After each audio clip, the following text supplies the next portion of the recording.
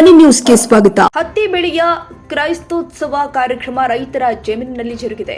ಕುಂದಗೋಳ ಕೃಷಿ ವಿಶ್ವವಿದ್ಯಾಲಯ ಕೃಷಿ ಸಂಶೋಧನಾ ಕೇಂದ್ರ ಧಾರವಾಡ ಇವರ ಸಂಯುಕ್ತ ಆಶ್ರಯದಲ್ಲಿ ತಾಲೂಕಿನ ಗುಡೇನಕಟ್ಟಿ ಗ್ರಾಮದ ನಿಂಗಪ್ಪ ಹೊನ್ನಳ್ಳಿ ಇವರ ಹೊಲದಲ್ಲಿ ಹಮ್ಮಿಕೊಂಡಿರುವ ಕೃಷಿ ಕ್ಷೇತ್ರದ ಕಾರ್ಯಕ್ರಮವನ್ನು ಗಿಡಕ್ಕೆ ನೀರು ಹಾಕುವುದರ ಮೂಲಕ ಕಾರ್ಯಕ್ರಮವನ್ನು ಉದ್ಘಾಟಿಸಿ ಮಾತನಾಡಿದ ಕೃಷಿ ಸಂಶೋಧನಾ ಕೇಂದ್ರ ಧಾರವಾಡ ವಿಜ್ಞಾನಿಗಳು ಆದ ಡಾಕ್ಟರ್ ಪೂರ್ಣಿಮಾ ಮೇಠಿ ಮಾತನಾಡಿ, ಬೇಟಿ ಹತ್ತಿ ಎಲ್ಲ ಗುಲಾಬಿ ಕಾಯಿ ತಿರುವ ಕೀಟದ ಹತೋಟಿ ಕ್ರಮಗಳ ಬಗ್ಗೆ ರೈತರಿಗೆ ಸಲಹೆ ಹಾಗೂ ಮಾಹಿತಿಗಳನ್ನು ಕೊಟ್ಟಿದ್ದಾರೆ. ಮೋಹಕ ಬಲೆಗಳನ್ನು ರೈತರು ತಮ್ಮ ಜಮೀನಿನ ಹತ್ತಿ ಬಿತ್ತಿದೆ 45 ದಿನಗಳ ಆದ ನಂತರ ರೈತರು ಪ್ರತಿ ಎಕರೆಗೆ 4 ರಿಂದ 5 ಮೋಹಕ ಬಲೆ ಅಳವಡಿಸುವುದು ಸೂಕ್ತವಾಗಿದೆ. ಈ ಮೂಲಕ ಬಲೆಯಿಂದ ಪತಂಗಗಳು ಮೋಹಕ ಬಲೆಗೆ ಆಕರ್ಷಣೆಯಿಂದ ಬಂದು ಆ ಬಲೆಯಲ್ಲಿ ಬಿದ್ದು ಸಾಯುತ್ತವೆ. ಆದ್ದರಿಂದ ಸಂತಾನ ಉತ್ಪತ್ತಿ ಕಡಿಮೆಯಾಗಿ ಒಳ್ಳೆಯ ಇಳುವರಿ ಬರಲು ಸಾಧ್ಯವಾಗುತ್ತೆ ಅಂತ ಹೇಳಿದರು. ಇದೇ ಸಂದರ್ಭದಲ್ಲಿ ವಿಆರ್ ಶಾನವಾಡ ಮಾತನಾಡಿ, ಬೇಟಿ ಹತ್ತಿ ಬೆಳೆ ಕಟಾವು ಮಾಡಿದ ನಂತರ ಅವುಗಳನ್ನು ಸುಟ್ಟು ಹಾಕಬಾರದು. ಅವುಗಳನ್ನು ಲೋಟವೇಟರ್ ಮತ್ತು ಇತರೆ ಯಂತ್ರೋಪಕರಣಗಳಿಂದ ಕಟಾವು ಮಾಡಿ ಭೂಮಿಯಲ್ಲಿ ಹಾಕಿ ಗೊಬ್ಬರ ಮಾಡುವುದು ಸೂಕ್ತವಾಗಿದೆ. ಇದರಿಂದ ಮುಂಬರುವ ಬೆಳೆಗಳು ಚೆನ್ನಾಗಿ ಬರಲು ಸಾಧ್ಯ ಅಂತ ಹೇಳಿದರು.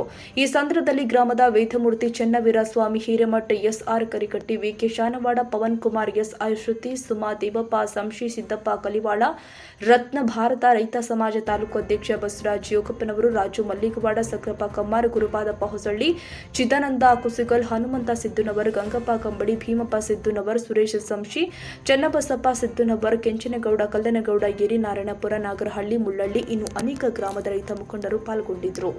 ವಿಷಯದ ಬಗ್ಗೆ ಎಲ್ಲಾ ವಿಜ್ಞಾನಿಗಳು ಅಂದ್ರೆ ನಾವಿಲ್ಲಿ ಬಂದಿರೋ ಉದ್ದೇಶ ಏನೇನು ಬೇಕು, ಬೇಸಾಯ ಕ್ರಮಗಳ ಬಗ್ಗೆ ಆಗಿರ್ಬೋದು, ರೋಗಗಳ ಬಗ್ಗೆ ಆಗಿರ್ಬೋದು, ಅಥವಾ ಕೀಟಗಳ ಬಾಧೆಗಳ ಬಗ್ಗೆನೂ ಹೇಳಿದ್ದಾರೆ. ನಿಮ್ಗೆ ರೈತ ಯಾವತ್ತು ಸಮಸ್ಯೆಯನ್ನು ಎದುರಿಸಿಲ್ಲ ಹೇಳ್ರಿ. ಈಗ ಒಂದು ಹೊಸದಾಗಿ ಮತ್ತೊಂದೇನೋ ಮಾಡ್ತೀರಿ, ಅದ್ರ ಜೊತೆಗೆ ಇನ್ನೊಂದು ಸಮಸ್ಯೆ ಸ್ಟಾರ್ಟ್ ಆಗ್ತದೆ. ಎಲ್ಲ ರೀತಿಯಿಂದ ಸರಿ ಇರ್ತೈತಿ, ಮಳಿ ಬರಂಗಿಲ್ಲ, ಮಳಿ ಹೆಚ್ಚಾಕತಿ, ಅದೊಂದು ಸಮಸ್ಯೆ. ಇದನ್ನೇನು ಪುಡಿ ಪುಡಿ ಮಾಡಿ ಮಣ್ಣಾಗ ಸೇರ್ಸೋದಂತೂ ಬಹಳ ಚಲೋ. ಇಲ್ಲ ಈಗೇನ ಹಸರು ಇತ್ತಂದ್ರ ಆಡು ಏನಾರ ಇದ್ರೆ ತಿನ್ನಾಕ್ ಬಿಟ್ಬಿಡ್ರಿ. ಅವೇನ್ ಕಾಯಿಗಳು ಇರ್ತಾವಲ್ಲ ಈ ತಿನ್ಬಿಡ್ತಾವ. ತಿನ್ನೋದ್ರಿಂದ ನೆಕ್ಸ್ಟ್ ಏನು ಮುಂದಿನ ಸೀಸನ್ಕ್ ಏನ್ ಈ ಕಾಯಿ ಕೊರಕ ಐತಲ್ಲ ಹೋಗುದಿಲ್ಲ, ಅಲ್ಲಿಗೆ ಕಡಿಮೆ ಆಗ್ತದ.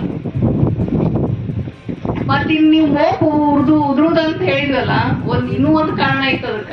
ಸರ್ ಹೇಳ್ದಂಗ ಮಳಿನೂ ಹೌದು, ಇನ್ನೊಂದಂದ್ರೆ ಮಿರಿಡ್ ತಿಗಣೆ ಬರ್ತದೆ. ಮೋಪನಾಗ ಒಳಗಿರ್ತದ, ರಸ ಇರ್ತದಲ್ಲ, ಎಲ್ಲಾ ಮೋಪು ಉದುರಿ ಬಿಡ್ತಾವ. ಇದು ಅಕ್ಟೋಬರ್ನಾಗ ಬರ್ತದ, ಅಕ್ಟೋಬರ್ದಿಂದ ನವೆಂಬರ್. ಇದನ್ನ ನೀವು ಫಿಪ್ರೋನಿಲ್ ಅಂದ ಬೆಳೆ ಆಳವಾಗಿ ಹಾಕಿರ್ತಾರ, ಮ್ಯಾಗ ಬರುತ್ತಾರ, ಮ್ಯಾಗ ಹಾಕಿದ್ರೆ ಇಲ್ಲಿ ಕಾಡ್ತಾರ. ಯಾರು ಬೆಳಿಬೇಕನ್ನೋ ಸರಿ ಮತ್ತು ಜಿಗಿಗೊಳಿಸ್ತಾರೆ. ಈಗ ಬೆಳೆದತ್ತೆ ಸರ, ಸಿಗದ ಸರ, ಈಗ ಕರೆ ನೋಣ ಬೆಳೆ ಜಿಗಿ ಕುಂತಿರ್ತಾರೆ. ಅದನ್ನ ಏನು ಪರಿಹಾರ ಮಾಡಬೇಕು, ಹೊಡಿಬೇಕು, ಬೀಳ್ಬೇಕು ಹೇಳ್ತಾರೆ. ಈಗ ನಾವು ಏನು ಮಾಡ್ತೀವಿ, ಕೇವ ಹೇಳ್ತಾರೆ.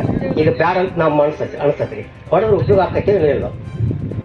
ಇದು ಹೆಸರು 3 ತಿಂಗಳು ಕ್ರಾಪು, 3-4 ತಿಂಗಳು ಅದಕ್ಕೆ ಕೊಟ್ಟಷ್ಟು ಇದಕ್ಕೂ ಕೊಡೋಗಿಲ್ಲ. ಇದಕ್ಕೆ ಜಾಸ್ತಿ ಕೊಡಬೇಕಾಗತ್ತೆ.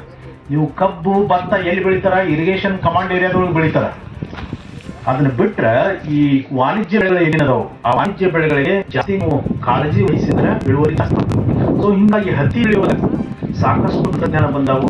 ನೀವು ಹತ್ತಿ ಬೆಳೆಯಲ್ಲೇ ನಿಮ್ಗೆ ನಿರ್ಧಾರ ಮಾಡ್ತಾರೆ, ಎಷ್ಟು ಉತ್ತರಿ ಸಂತ ಜಾಸ್ತಿ ಇರ್ತದೆ, ಅದಕ್ಕೆ ರೇಟ್ ಜಾಸ್ತಿ.